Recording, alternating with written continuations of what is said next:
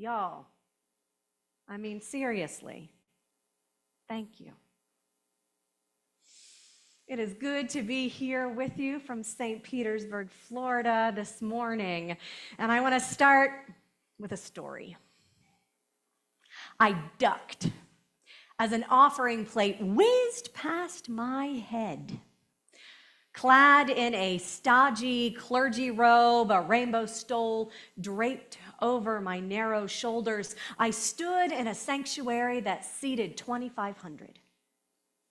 I was pastor of an open and affirming church, which is, as you know, essentially religious jargon claiming that we welcome and affirm queer people, something that, as you also know, most churches prohibit. I mean, they had hired me, a queer clergywoman, as pastor, and I'd suffered the consequences. A thick hate mail folder bulged in my filing cabinet. Sometimes the letters described in graphic detail the way my flesh would smell when I burn in hell. A few included death threats, but that didn't do me in. We activists wear such threats as some kind of twisted badge of honor. It wasn't the external discrimination levied by preachers and politicians that caused me to resign. No, it was the underhanded, internal, invalidating sexist and heterosexist microaggressions from within a community that claimed to honor and support queer people. So for my own mental, spiritual, and now physical health, those offering plates are heavy, people. I decided to leave. I felt like such a failure. Creative queer ministry was what I dedicated my life to. It was my calling. It was what I studied for 11 long years of higher education. An undergraduate degree in religion led to seminary, which paved the way for a PhD where I studied the role of feminist and queer bodies in world religions. Even more, though, I felt like the church had failed me. I knew going in that most churches did not affirm queer people. In fact, they were antagonistic, hateful, exclusive. But I had hope in so-called reconciling ministries aimed at welcoming the LGBTQIA+ community. Now, though many amazing queer ministries exist within myriad wisdom traditions, my experience was that religion still had to be translated through the lens of heteronormativity. I didn't want to reconcile myself to those institutions, but to reimagine spirituality altogether. Stay and fight, some queer congregants begged me, but I'd fought valiantly for 15 years, and those stained glass walls were caging me in, contorting me into a version of myself that was depressed, anxious, and sick. I didn't want to live like that, and I certainly didn't want to raise my children in that world. So after nearly 15 years as a pastor, I realized that for me, institutional religion was toxic for queer women like myself. So I left to traverse the American landscape with my wife and toddler, researching the lives, legends, and legacies of revolutionary queer women of color. My story and the stories of these revolutionary women are told in my recent memoir, Queering the American Dream. With an enormous green canoe strapped precariously to the top of a 2004 Explorer, we towed our new home, a pop-up camper named Freya, from North Carolina in the direction of Vermont for 3 days of solid rain. Needing respite, we paused at a campground in Lake George to commune with one of my patron saints, Georgia O'Keeffe. A retired woman in a star-spangled blouse met us at the gate. Her shockingly white bouffant rose like the Adirondacks from above the red, white, and blue sequin visor enveloping her wrinkled temples. Patriotic reading glasses were perched at the tip of her nose, and her lips were smudged crimson. What truly stole the show, though, was the bedazzled American flag fanny pack bulging from above her crisp, white pleated shorts. Waving scarlet fingernails in welcome, an overloaded gold charm bracelet jangling from her bony wrist, she clipped a clipboard while welcoming us to the campground. After a friendly check-in, we gave her an incredibly abbreviated version of our travels. Quit jobs, sold home, discernment travel for 2 years, toddler in tow. She gasped, accent laced with Long Island.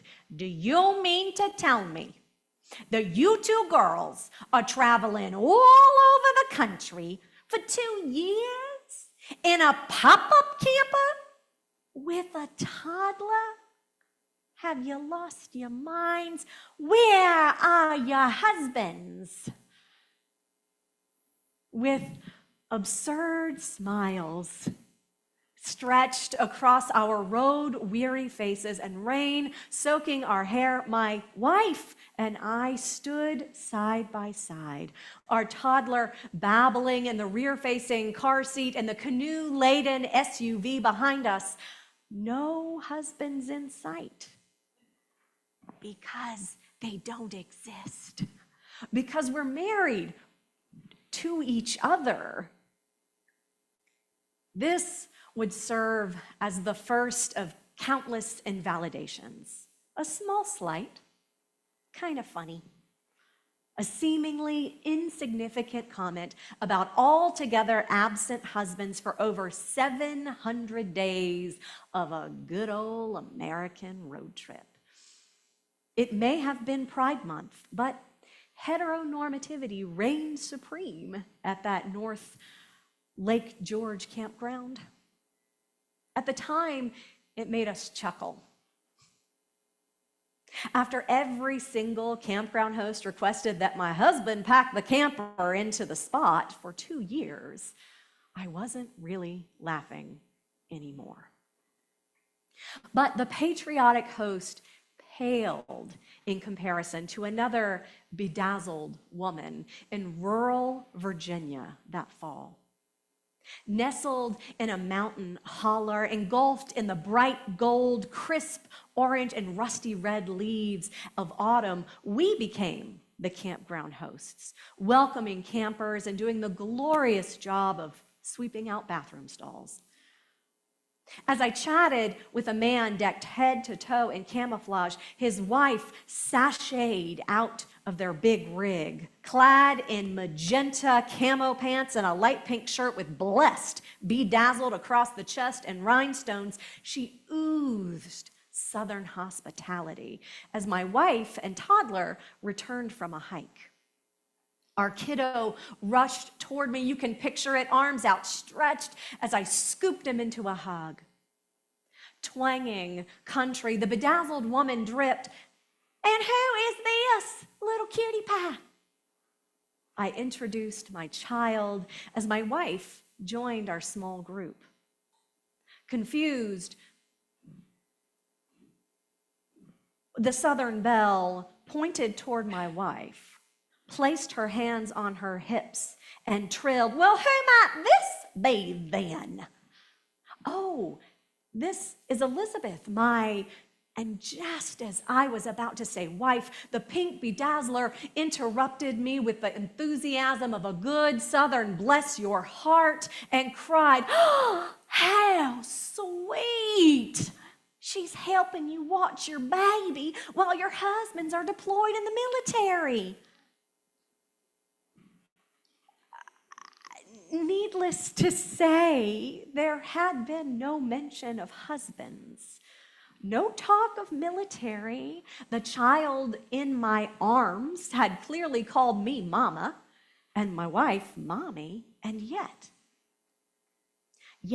with all signs pointing toward the three of us being a family, this blessed wife made the completely uninformed assumption that we were friends traveling together with my child while our imaginary husbands were deployed, our queer souls assaulted by a complete lack of imagination, albeit well-meaning. For the next decade, I pondered, created programs, published a lot of books, researched, and even taught courses about queer spirituality. Whether it's offering plates lobbed at queer pastors or campground hosts that dismiss our very existence, the need to queer life, work, family, and spirituality remain constant themes in my book.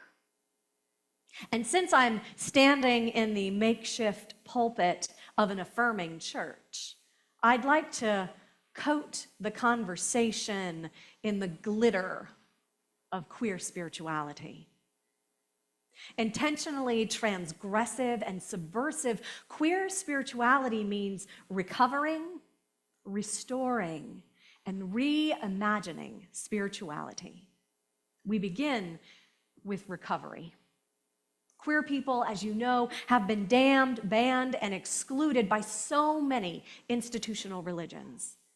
These institutions have done real harm, causing unfathomable trauma, whether it's calling us abominations bound for hell, funding our beheadings abroad, or hurling that offering plate toward my head. Religion's primary function in most queer people's lives is one of hurt. To queer spirituality means not only must we acknowledge this hurt, but we must galvanize ourselves to recover from it. And religions must repent and ask our forgiveness. Queer Chicana feminist Gloria Anzaldúa, one of my ancestors as a Mexican-American woman, is our guide in this recovery. She dedicated her life to building bridges between seemingly oppositional binaries, often used to exclude, undermine, and create oppressive hierarchies like gay, straight, man, woman, male, female, Spanish, English, Mexican, American. Coining the term spiritual activist, she talks about the creative potential of recovering el daño, healing from the damage wrought by religion and society.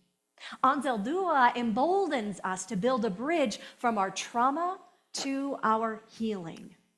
Because the first step toward a queer spirituality is recovering from the ways religion has hurt us, whether we are queer or not, individually and collectively. The words of the prophet Isaiah stir in her writings, reminding us of our call to rebuild the ancient ruins, claiming that we are called to be repairers of the breach, restorer of ruined neighborhoods. After recovery comes restoration. We must restore the forgotten and erased voices of queer saints hidden in the crevices of our canons. This is what I did as I traveled the United States and researched throughout the country while recovering from pastoral trauma. In peeling back the layers of history told through the lens of white supremacist, straight heteropatriarchy, we find countless inspiring, bold, faithful stories of queer saints from every major wisdom tradition.